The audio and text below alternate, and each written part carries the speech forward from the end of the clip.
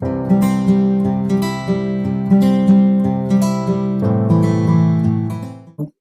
का जो हमारा लेक्चर है उसमें हम क्वेश्चन नंबर 5 और क्वेश्चन नंबर 6 करने वाले हैं। अब क्वेश्चन नंबर 5 और क्वेश्चन नंबर 6 जो है ना भाई, अब ये जबरदस्त है। अब ये जबरदस्त इसलिए है कि इनमें अब फुल स्विंग में आ गया हमारा क्वेश्चन। अब क्वेश्चन जो होगा उसमें सारे पद होंगे। सारे पद मतलब एक्स क्यूब का तो होना ही होना है क्योंकि त्रिघात समीकरण है। एक्स स्क्वायर भी होना है, एक्स भी होना है, और अचर पद भी होना है। पिछले जो क्वेश्चन किए थे हमने दो, उनमें एक्स स्क्वायर था परंतु एक्स नहीं था, तो एक बटा जेड से काम चल गया। एक बटा जेड ने क्या किया कि जो एक्स वाला पद था वो ला दिया, एक्स स्क्वायर वाले पद को हटा दिया। लेकिन इस बार ऐसा नहीं हो सकता। आपको करके दिखाता हूँ अभी क्यों नहीं हो सकता, क्योंकि गलती करना पड़ेगा। सीखने का सबसे बड़ा तो तरीका है, सबसे इम्पोर्टेंट तरीका जो है वो यही है, गलतियां। तो गलतियां करने के बिना आपको लगता है ऐसा करता तो क्या होता, करता तो क्या होता, करके देखो ना, करके देखो पता चल जाएगा। एक बार गलत करोगे जीवन भर याद रहेगा कि ऐसा नहीं किया जा सकता। वरना तो वही मन में किंतु परंतु चलती रहेगी, अगर ऐसा होता तो क्या हो जाता, वैसे होता तो क्या होता, और धूल जमी रहती है। हमारी सोच के ऊपर धूल जमी रहती है। ऐसा होता तो क्या होता, ऐसा करते तो क्या करते। करके देख लो, धूल एकदम साफ, कुछ तो नतीजा होगा। यस या नो।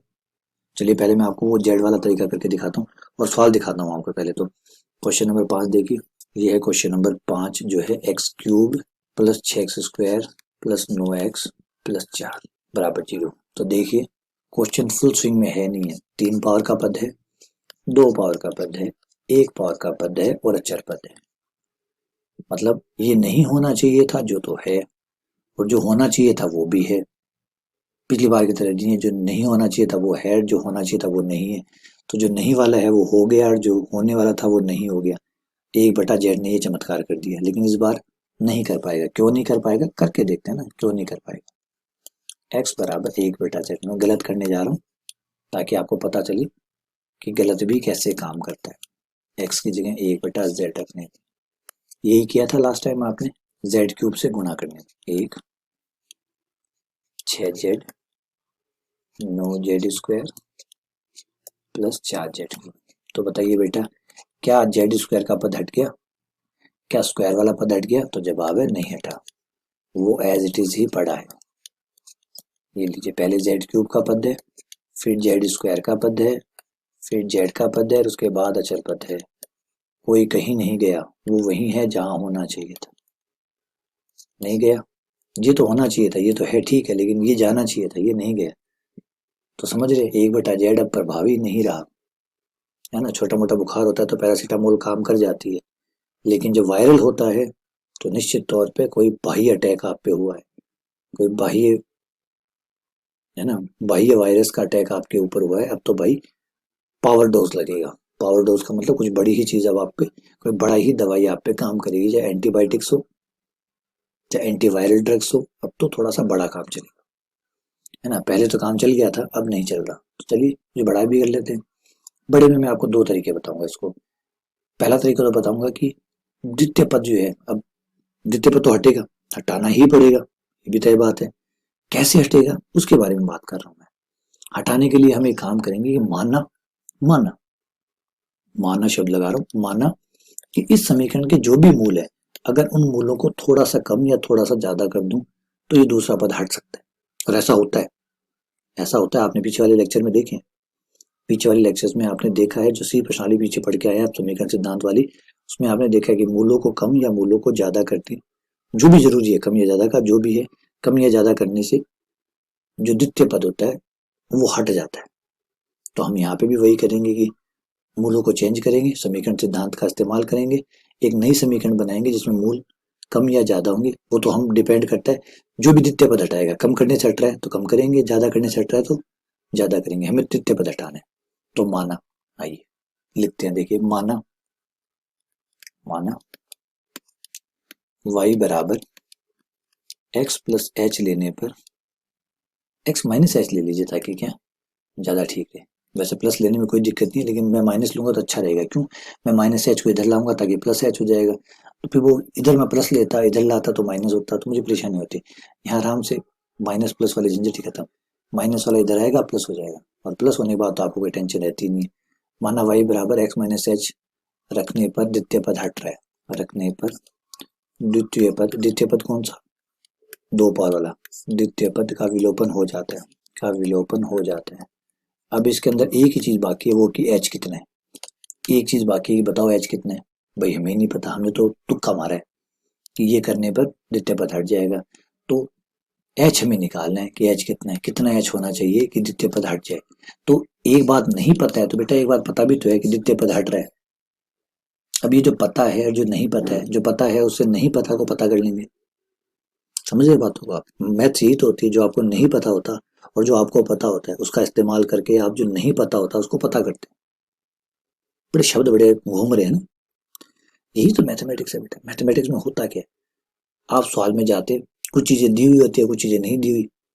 जो नहीं दी हुई वो दी हुई नहीं होती, क्योंकि अगर आपसे पूछ रहा है कि बताइए एक कोण 90 का है, और वही दोबारा पूछ ले कि बताओ मैंने आपको कितने का कोण पूछा था, तो ऑब्वियसली बात है एक त्रिभुज में एक कोण देगा, दो कोण देगा तो तीसरा पूछेगा, तो कोई तीसरी बात पूछेगा, कुछ चीजें देगा कुछ चीजें पूछेगा।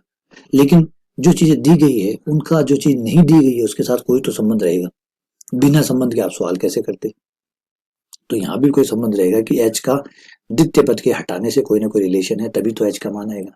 बस आप तो करते जाइए, अभी आ जाएगा। देखिए एक्स का मान निकाल लीजिए, एच को इधर भेज दीजिए, एक्स बराबर हो गया वाई प्लस एच।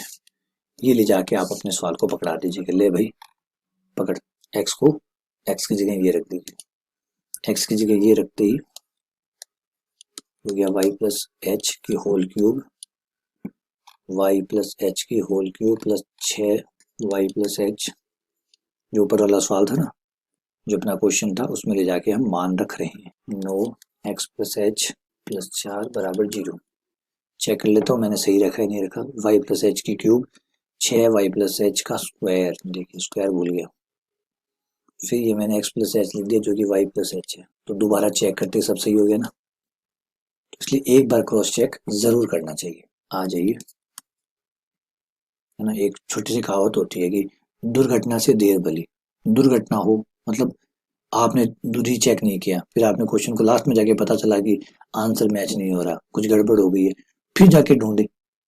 उससे बेहतर है कि जब आप सवाल को कर रहे हैं उसी टाइम आप हर स्टेप पे एक बार क्रॉस चेक कर लें, एक बार उसी क्वेश्चन को, उसी चीज को, उसी लाइन को दोबारा से एक बार देख लें, तो बच जाएंगे आप, दुर्घटना से बच जाएंगे। देर तो हो जाएगी थोड़ा सा, क्योंकि आपको टाइम ज्यादा लगेगा।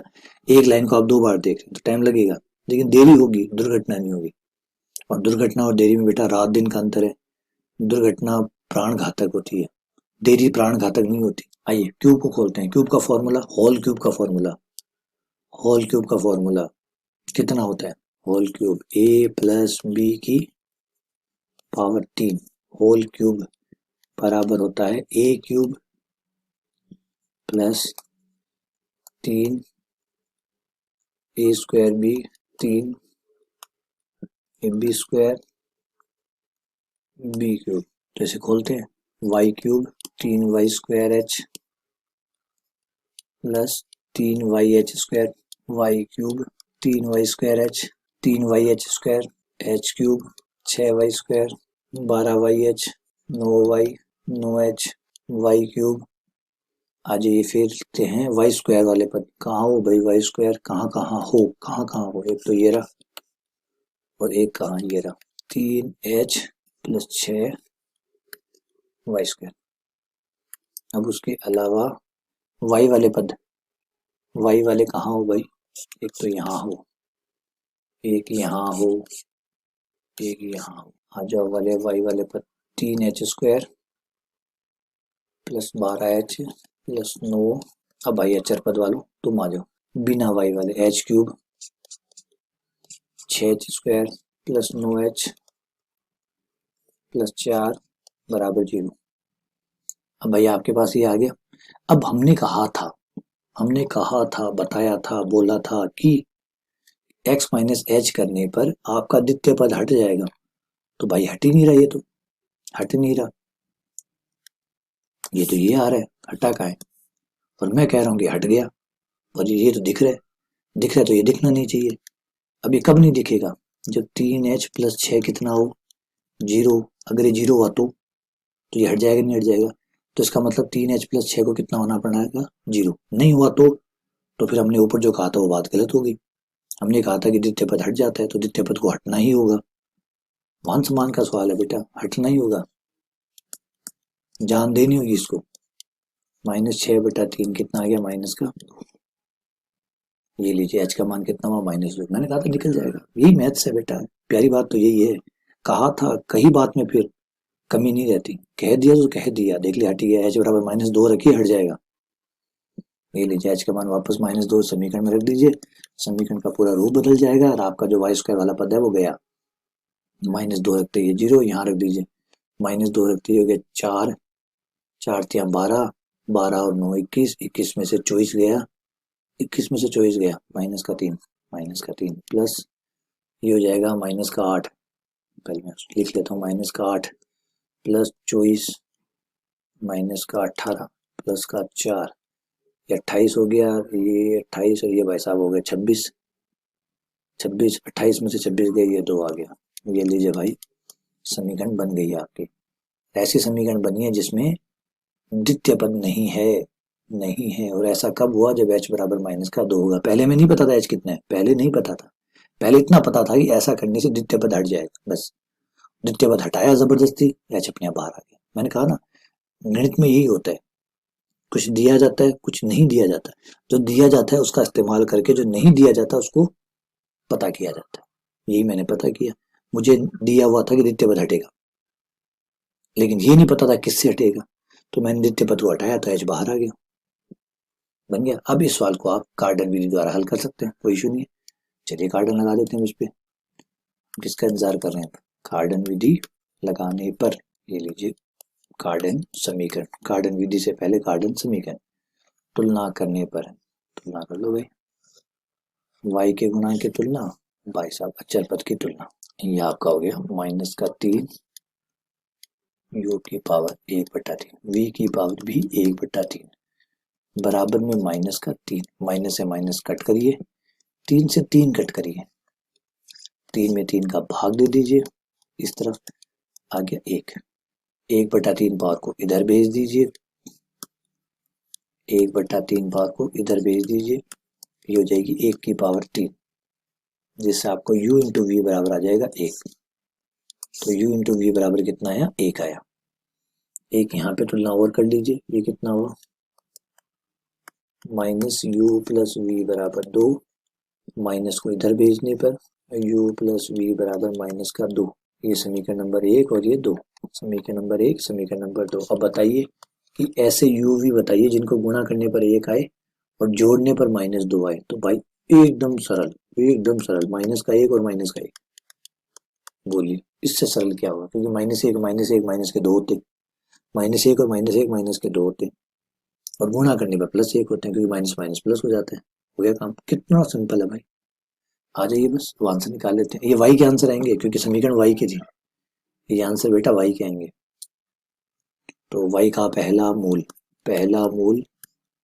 y का कितना, u की पावर 1/3 प्लस v की पावर 1/3, ये है -1 की पावर 1/3, v है -1 की पावर 1/3। और हम जानते हैं, अच्छी तरीके से जानते हैं कि -1 की पावर 3 भी -1 ही होता है।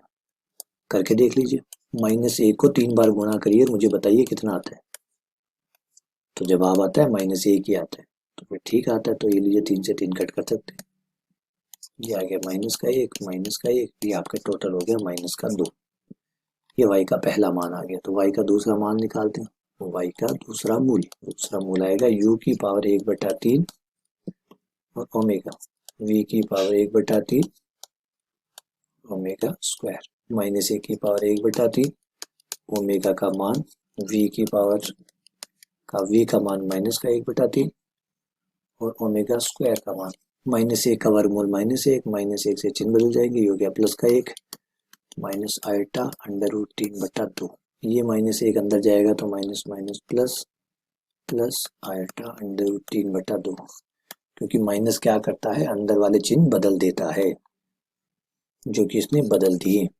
लघुत्तम आया 2, ये भाई काटे, 2 में 2 का भाग लगा 1, अरे यार इस बार तो वास्तविक मूल आ गया, काल्पनिक नहीं है। अगर आयटा में आता तो फिर तीसरा मूल निकालने की जरूरत ही नहीं पड़ती, क्योंकि आइटा में आता जो भी आता चिन्ह बदल के तीसरा मूल बन जाता। अब तक तो हम इसी बात के मजे उड़ा रहे थे, है ना, अभी तो इसी बात पे ऐश कर रहे थे, दूसरा मूल निकालते थे, तीसरा मूल चिन्ह बदल के अपने आप आ जाता था। लेकिन इस बार तो कमीने ने धोखा दे दिया, है ना, इस बार धोखा कर गया, इस बार तो आइटा में आए नहीं, तो तीसरा भी निकालना पड़ेगा, वाई का तीसरा मूल, यू की पावर 1/3, तीसरे मूल में ओमेगा स्क्वायर आगे आ जाता है और ओमेगा पीछे चला जाता है, बस इतना ही फर्क होता है, ओमेगा स्क्वायर आगे ओमेगा पीछे। -1 की पावर 1/3 -1 माइनस आइटा √3/2 प्लस -1 की पावर 1/3 -1 प्लस आइटा √3/2। देखो तमाया 2 माइनस जो है वो -1 का घनमूल -1 ही होता है, तो ये +1, ये प्लस का आइटा √3/2, ये माइनस माइनस +1 माइनस आइटा √3/2, जो कि कैंसिल आउट हो गया, 2 में 2 का भाग लगा, 1 आ गया।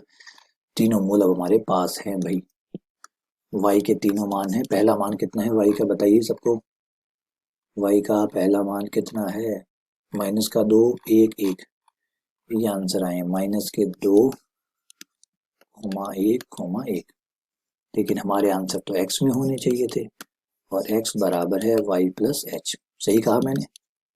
चलिए, मैंने अगर गलत कहा तो ऊपर आ जाइए, चेक कीजिए क्या मैंने गलत कहा, तो जवाब है नहीं कहा। ये रहा x बराबर है y प्लस h, तो h बराबर मैंने y प्लस h रख दिया, और h कितना है वो अभी आपने निकाला ही है, कितना निकाला था, h कितना निकाला था, h आया था -2, h आया था -2। अब ये y के मान रखते जाइए और x के मान निकालते जाइए। पहले y बराबर -2 पर -2 रखेंगे, तो y का मान -2 माइनस के 4, फिर y का मान 1 पे, y का मान 1 रखने पर 1 में से 2 गया, माइनस का 1, y का मान 1, अच्छा x है बेटा, y का ही लिख रहे हैं, ये x हो गया, x बराबर -1, x बराबर -1, ये लीजिए, ये आपके आंसर आ गए। y के ये हैं, x के ये हैं, लेकिन y का तो क्या मतलब है, हमें तो x के चाहिए थे, तो x के ये आगे -4 माइनस का 1 और -1। तो उम्मीद करता हूँ कि आपको ये बात समझ में आई होगी कि जब सारे पद आए, जब क्वेश्चन फुल स्विंग में हो, मतलब सब कुछ है उसमें, जो चाहिए था, जो होना चाहिए त्रिघात समीकरण में, वो इसके पास सब कुछ है, 3 पावर भी है, 2 पावर भी है, 1 पावर भी है, अचर पद भी है। तो बेटा उस केस में हमारा जो पिछले वाला जो तरीका था, x बराबर 1/z काम नहीं करता है, तो कोई बात नहीं, वो काम नहीं करता तो कुछ तो और हो गई, तो कुछ और है हमारे पास, मूलों को कम या ज्यादा करने वाली जो ट्रिक है उसका इस्तेमाल किया। माना कि y बराबर x माइनस एच करने पर हमारा द्वितीय पद हट जाएगा, तो हमने हटा ही लिया और h निकल गया, और h रख के ये काम हो गया। तो उम्मीद करता हूँ कि ये बात आपको बड़े आराम से, बड़े अच्छे से समझ में आ गई होगी, ठीक है ना। चलिए अगला क्वेश्चन और करते हैं। इसमें मैं आपको और एक छोटा तरीका बताऊंगा कि कैसे आप द्वितीय पद, और भी एक तरीका है जिसका नाम है सांश्लेषिक विधि, सांश्लेषिक विभाजन भी कहा जाता है, सिंथेटिक डिवीजन भी कहा जाता है, इंग्लिश में बोलूं तो सिंथेटिक डिवीजन, और हिंदी में बोलूं तो सांश्लेषिक विभाजन, जिसकी सहायता से भी आप ये बड़े आराम से द्वितीय पद को हटा सकते हैं। चलिए देखते हैं, तो आगे करते हैं क्वेश्चन नंबर 6, और इसको मैं, तरीका वही है बेटा, लेकिन इस बार मैं आपको सांश्लेषिक डिवीजन, सांश्लेषिक विभाजन द्वारा करके दिखाऊंगा। सिंथेटिक विभाजन द्वारा करके थोड़ा सा आसान हो जाता है, ये थोड़ा सा ब्रैकेट खोलने वाला। देखिए आपको कोई प्रॉब्लम नहीं है, जो अगर आप क्वेश्चन नंबर 5 जैसे मैंने किया वैसे कर सकते हैं, जो भी विकल्प दे रहा हूँ आपको वैसे भी आप कर सकते हैं, लेकिन आपको सब कुछ पता होना चाहिए, है ना, हर तरीका आपको पता होना चाहिए, ये आपका मूल अधिकार है, और इस अधिकार को मैं आपसे नहीं छीनूंगा, विश्वास कीजिए। मैं जितने भी तरीके हैं अवेलेबल है वो सारे ही तरीके बताने की कोशिश करता हूँ कि बच्चों को अधूरा ज्ञान ना हो, कोई भी चीज ऐसी ना हो जो उसको पता ना हो कि ऐसे भी होता है, अच्छा सर ने तो हमें नहीं बताया कि ऐसे भी होता है, ऐसे भी होता है, या वैसे भी होता है, या कैसे भी होता है। मैं हर तरीके से आपको उस क्वेश्चन को बताऊंगा। बाकी आपका मन है, आप चुनाव किसी से भी कीजिए, आप ये करना चाहें वो करना चाहें, वो आपकी मर्जी है, आप अपनी मर्जी से चुनाव कर लीजिएगा, लेकिन मैं आपको कंप्लीट करवाऊंगा, ठीक है। तो ये क्वेश्चन मैं आपको उस दूसरा तरीके से करवाऊंगा कि द्वितीय पद हटाना है, आप इस तरीके से भी द्वितीय पद को हटा सकते हैं। देखिए question number 6, x³ 6x² -12x + 32 बराबर 0, ठीक है। एच का जो मान है, जो पिछली बार हमने इतनी माथापच्ची से निकाला था, इस बार एच का मान निकालना, मैं आपको एक छोटा सा फॉर्मूला बताऊंगा कि एच का मान आपका डायरेक्ट निकल जाएगा, -x² का जो भी गुणांक है एक्स स्क्वायर का गुणांक बट्टा 3 माइनस, ये कर लीजिए, एच का मान सीधा आ जाएगा आपके पास। तो देखिए माइनस एक्स स्क्वायर का गुणांक कितना है 6, प्लस 6 तो प्लस 6, माइनस 6 तो माइनस 6, जितना हो उतना लिखिए। 6 बट्टा 3, 6 में 3 का भाग लगा और बाहर माइनस है तो माइनस का 2, तो एच का मान कितना आ गया -2। देखा कितने आराम से एच आ गया, बड़े ही आराम से आ गया ना। तो ये बड़े ही आराम से आ जाएगा, चिंता मत कीजिए। चलिए फिर क्या हम वो करेंगे जो पिछले सवाल में किया था? नहीं, वैसा नहीं करेंगे। हम यहाँ पे करेंगे सांश्लेषिक विभाजन, सांश्लेषिक विभाजन या सिंथेटिक डिवीजन, सिंथेटिक डिवीजन, सांश्लेषिक विभाजन या सिंथेटिक डिवीजन कैसे काम करता है आइए देखते हैं। सबसे पहले आपको करना है कि अपने जो क्वेश्चन है उसके जो गुणांक है उसको 1 बाय 1 करके एक एक के गुणांक लिखिए। गुणांक का मतलब है कि जो समीकरण है, इस समीकरण में ये देखिए जो इसे गुणांक कहते हैं, एक्स की पावर 3 का गुणांक, एक्स स्क्वायर का गुणांक, एक्स का गुणांक और अचर पद। तो ये जो गुणांक है इनको आप क्रम से लिखिए 1 बाय 1 करके। तो आपके गुणांक है, आपके क्वेश्चन के हिसाब से जो गुणांक है वो है एक्स क्यूब का 1, ठीक है, एक्स स्क्वायर का 6, गैप देते जाइए, 1 6, एक्स का गुणांक माइनस का 12, अचर पद है आपका 32, ये 32 हो। इस तरीके से एक लाइन खींचिए। एच का जो मान है वो लिखिए, एच का मान कितना है आपका, देखिए ऊपर जाके, एच का मान है -2, तो यहाँ लिखिए -2। बेटा थोड़ा सा ये जो भाग है इसको वीडियो को 10-10 सेकंड आगे पीछे चला के आराम से तसल्ली से देखिएगा, जब तक ये पूरा समझ में नहीं आ जाए तब तक आप आगे मत बढ़िएगा, ठीक है। फिर आप यहाँ पे एक लाइन ड्रॉ करेंगे, लाइन ड्रॉ होगी, ठीक है। इस तरीके से लाइन ड्रॉ करेंगे, दोबारा बता देता हूँ। सारे गुणांकों को आपको लिखना है 1 बाय 1। अगर कोई गुणांक ना हो तो उसको 0 लिखना है। सपोज कीजिए एक्स स्क्वायर नहीं है तो यहाँ 0 लिखिए, एक्स नहीं है तो 0 लिखिए, अचर पद नहीं है तो 0 लिखिए, जो नहीं है उसको 0 लिख के छोड़ना नहीं है, छोड़ना किसी को भी नहीं है, सबको लिखना है। यहाँ एक्स क्यूब का गुणांक आएगा, यहाँ एक्स स्क्वायर का आएगा, यहाँ अचर पद का आएगा, मतलब एक्स का आएगा और यहाँ अचर पद का आएगा, फिर यहाँ एच आएगा। सबसे पहले जब शुरुआत करेंगे, सबसे पहले उद्घाटन जब करेंगे तो उद्घाटन में यहाँ पे आप 0 लिखेंगे, यहाँ पे आप 0 लिखेंगे और 0 लिखने के बाद इनको दोनों को जोड़ेंगे, घटाएंगे नहीं। अब आप बोलेंगे सर समाकलन में जब हम भाग देते हैं तो भाग में तो घटाते हैं, लेकिन बेटा यहाँ घटाएंगे नहीं, यहाँ हम जोड़ेंगे। क्या करेंगे? जोड़ेंगे। रिपीट कर रहा हूँ, क्या करेंगे? जोड़ेंगे। तो घटाने के मत सोचिएगा, जोड़ेंगे। तो बताइए 1 में अगर 0 जोड़ा जाए तो कितना आएगा? तो जवाब है 1 आएगा। आगे फिर आपको क्या करना है कि ये जो आपका -2 है इसको आपको इससे गुणा करना है। जो भी जोड़ आए उस जोड़ को आपको, ये जो h है जो जितना भी होगा उस h से आपको गुणा करना है। ये जो आया जोड़ने पर, उस जोड़ने में जो प्राप्त हुआ उसको आपको अपने h से गुणा करना है। फिर जितना आए उसको आगे लिख देना है। -2 आया, आगे -2 लिख दिया। बात समझ में आई? दोबारा समझाता हूँ। इन दोनों को यहाँ आपको उद्घाटन में 0 से उद्घाटन करना है। आपका इनॉग्रेशन जो है सबसे पहले वो 0 से होगा, फिर दोनों को जोड़ेंगे, जो भी आएगा उसको h से गुणा करेंगे और आगे लिखेंगे। दोबारा जोड़ेंगे, 6 और -2 जोड़ने पे कितना है? घटाने की मत सोचिएगा, फिर से कह रहा हूँ घटाना नहीं है, घटाना नहीं है, जोड़ना है। तो ये आ गया 4, 6 और -2 जोड़ के कितने हो गए? 4। 4 को -2 से गुणा कीजिए, जो भी आता जाए उसको -2 से गुणा करके आगे लिखते जाइए। तो यहाँ जाएगा -8 आ गया। 4 को -2 से गुणा करेंगे तो बेटा कितना आएगा? -8। -12 और -8 मिला के कितने हो जाते हैं? -20। ये -20 हो गए। अब फिर से दोबारा से करेंगे, -20 को -2 से गुणा करेंगे तो कितना आएगा? 40। 40 आगे चला जाएगा। इस तरीके से आप हर बार क्या करेंगे, जो जोड़ आएगा उसको h से गुणा करके आगे लिखेंगे, फिर जोड़ेंगे, फिर गुणा करेंगे, फिर आगे लिखेंगे, फिर जोड़ेंगे, फिर गुणा करेंगे, आगे लिखेंगे। इस तरीके से चलेगी। 40।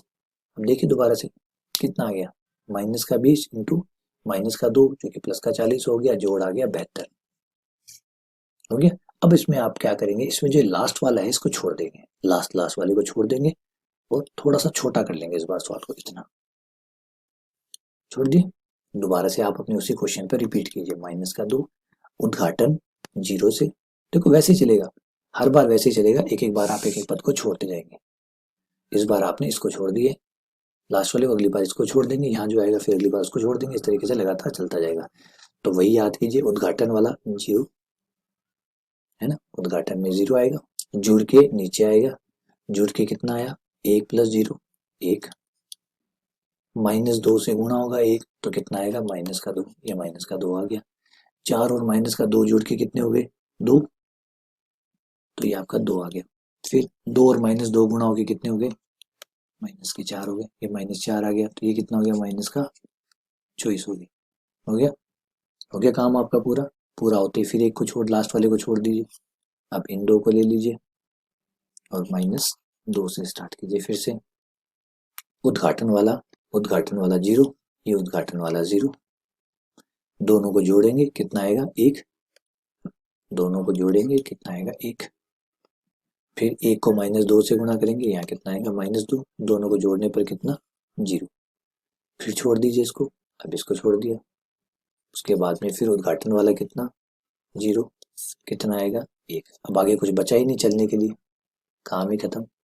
ये लीजिए जो आपने रखे हैं इनको एक बॉक्स में डालिए, 1 0 -24 72, इनको समीकरण में डालिए इस तरीके से, y³ 1 × y³, 0 × y² -24 × y, और लास्ट में अचर पद 72 बराबर में 0।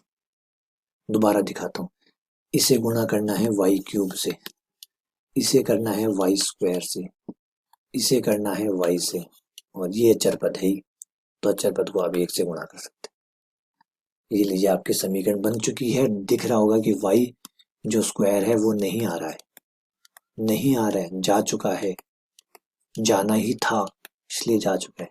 अच्छा अब एक बार यहाँ रुकते हैं, सांस लेते हैं थोड़ा सा, एक लंबी सांस लीजिए और देखिए। अब आपको पहले ये भाग समझना है, जब तक आपको ये भाग नहीं समझ में आता आगे मत बढ़िए। वीडियो को 10 सेकंड वापस पीछे ले जाइए, 10 सेकंड फिर पीछे ले जाइए, फिर 10 सेकंड पीछे ले जाइए, तब तक ले जाते जाइए जब तक, और बार बार रिपीट करते जाइए जब तक आपको ये भाग नहीं समझ में आ जाए कि मैंने क्या किया। और अगर अब आपको लगता है कि आपको समझ में आ गया तो एक बार वीडियो को पॉज कीजिए, पेन उठाइए, कॉपी उठाइए और यही भाग खुद से करके देखिए। यही भाग आप खुद से करके देखिए, अगर आपको समझ में आ रहा है, कर पा रहे हैं, इसका मतलब आपने भाग समझ लिया। नहीं समझा तो वीडियो को फिर से रिपीट कीजिए, फिर से इसको 10 सेकंड पीछे जाइए, फिर देखिए, दोबारा देखिए, जब तक आप इस भाग को खुद ना कर पाए तब तक आप इसको चलाते रहिए। ठीक है, हाँ जी, ये आ चुका। ये आने के बाद में हमें पता ही है क्या करना है, कार्डन समीकरण से तुलना करनी है, सॉल्व करना है।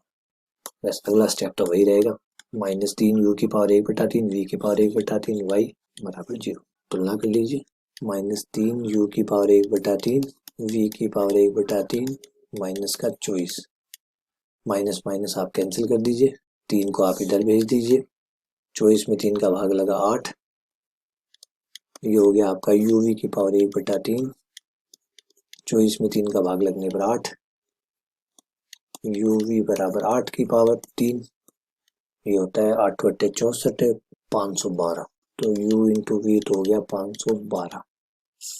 तो भाई गुणा होने पे तो आना चाहिए 512। ठीक है, और एक तुलना बाकी है, वो भी देख लेते हैं क्या था। आ जाओ भाई, आ जाओ। -u + v बराबर 72, माइनस को इधर भेज दीजिए, तो u + v चाहिए हमें -72, भाई जोड़ने पर तो आए -72, माल बात है। और जब हम गुणा करें तो आए 512। तो सोचिए और बताइए कि ऐसे क्या हो सकते हैं कि ऐसा हो और ऐसा हो। तो ऐसे अगर नंबर हैं और आप सोच रहे हैं, समझ रहे हैं, तो मैं आपको कहूंगा जाइए श्रीधराचार्य लगाइए, सॉल्व कर लीजिए। निरीक्षण करने की ताकत है, सोचने की ताकत है, तो फिर बैठ के पेन और पेंसिल उठाइए और पेज के पीछे जाइए और सोचिए कि क्या हो सकता है, क्या ऐसे कौन से नंबर हो सकते हैं। माइनस को एक बार भूल जाइए, ऐसे कोई नंबर हो सकते हैं जिनको जोड़ने पर 72 और गुणा करने पर 512 आए। क्या कोई ऐसे नंबर हो सकते हैं? और ढूंढिए कि आपको जवाब मिल रहा है। अगर मिल रहा है तो ठीक है, पॉज कर लीजिए वीडियो को जब तक आपके आंसर नहीं आए, वरना फिर देखिए मैं क्या बता रहा हूँ। मैं बता रहा हूँ कि 64 और 8 को जोड़ने पर 72 आएगा, गुणा करेंगे तो 64 × 8 512 होंगे, लेकिन ये माइनस में आ रहा है इसलिए दोनों को माइनस का चिन्ह दे देंगे। u बराबर -64, v बराबर -8, गुणा करने पर माइनस माइनस खत्म हो जाएगा और 512 आ जाएगा, जोड़ने पर माइनस के 72 आ जाएगा। हो गया। ठीक है। और इसे हम -64 को हम ऐसे भी लिख सकते हैं -2 की पावर 6। 4 चौक 16, 16 चौके 64। अच्छा 4 में चल जाएगा ये, 4 में चल जाएगा। 4 चौक 16, 16 चौके 64, -4 की पावर 3 हो गया। और ये बेटा आपका हो गया -2 की पावर 3। इसलिए लिख रहा हूँ कि आगे 3 पावर काटने भी जो है ना, मूल जब निकालेंगे आप तब y का पहला मूल, y का पहला मूल, y बराबर u की पावर 1/3 प्लस v की पावर 1/3। और u है आपका -4 की पावर 3। और फिर इसकी भी पावर 1/3। वैसे तो माइनस का 64 है, -64 को मैं -4 की पावर 3 लिख रहा हूँ। तो यहाँ आ जाएगा -2 की पावर 8, माइनस का 8 जिसको -2 की पावर 3 लिख लिया। ये कैंसिल, ये आपका हो गया -4 -2, जिससे आपका y का मान आ गया -6। ठीक है, ये आपके y का मान आ गया। अब y का दूसरा मान निकाल लीजिए, y का दूसरा मूल जो कि हो जाएगा आपका u की पावर 1/3 ओमेगा v की पावर 1/3 ओमेगा स्क्वायर। u जो है वो आपका -64 है, -64 की पावर 1/3, ओमेगा जो है वो आपका है -1 प्लस आयटा √3/2।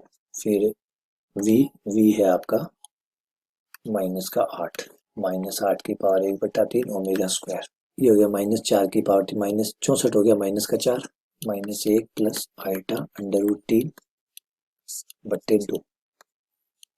-8 का घनमूल हो गया -2, -1 माइनस आयटा √3/2। काटिए मत लघुत्तम ले लीजिए, या काटना चाहे तो काट दीजिए। ये लीजिए आराम से, पहले काट देते हैं। 2 -2 से गुणा करने पर ये प्लस का 2 हो गया, ये माइनस का 2 आयटा √3 हो गया। ये माइनस का 1 है तो माइनस माइनस ये हो गया +1 प्लस आयटा √3। 2 और 1 ये हो गया 3, और ये हो गया माइनस का आयटा √3। ये एक आंसर आ गया। तो तीसरा आंसर क्या हो जाएगा, अब इसको देख के बता सकते हैं कि तीसरा मूल क्या होगा, थर्ड रूट क्या होगा। तीसरा मूल क्या होगा, तीसरा मूल होगा 3 प्लस आयटा √3। माइनस का चिन्ह प्लस में बदल जाएगा, 3 प्लस आयटा √3। ये आपके 3 रूट हो गए, पहला, दूसरा और तीसरा मूल। चलिए, ये y के आंसर आए बेटा, x के आंसर नहीं आए। x अभी आएगा, x अभी आपका वेट कर रहा है। x जो है वो बराबर है y प्लस h। और h कितना है आपके क्वेश्चन के लिए, जो आपने निकाला था ऊपर, कितना निकाला था, -2 निकाला था। अब y के मान रखते जाइए, x के मान निकालते जाइए। पहला आपने y का मान निकाला था -6 निकाला था ना, ऊपर देख लीजिए, -6 निकाला था आपने, ये रहा। तो -6 रख दीजिए, x बराबर हो जाएगा -6 -2 जो कि हो गया -8। फिर आपने y निकाला था, दूसरा मूल आपने निकाला था 3 minus eta √3, 3 minus eta √3। x बराबर हो गया 3 माइनस आयटा √3 -2, 3 में से 2 गया 1, 1 माइनस आयटा √3। अगला मूल आपने निकाला था तीसरा, 3 प्लस आयटा √3, जैसे ये हो गया 3 प्लस आयटा √3 -2, क्योंकि 1 प्लस आयटा √3। तो आपके रूट कितने कितने हो गए, आपके रूट हो गए -8, 1 माइनस आयटा √3 और 1 प्लस आयटा √3। ये लीजिए, ये आपके आंसर है। तो उम्मीद करता हूँ कि आपको चीज़ समझ में आ गई होगी। अगर कोई प्रॉब्लम हो तो मुझे बताइएगा। चलिए, बहुत बहुत धन्यवाद, शुक्रिया।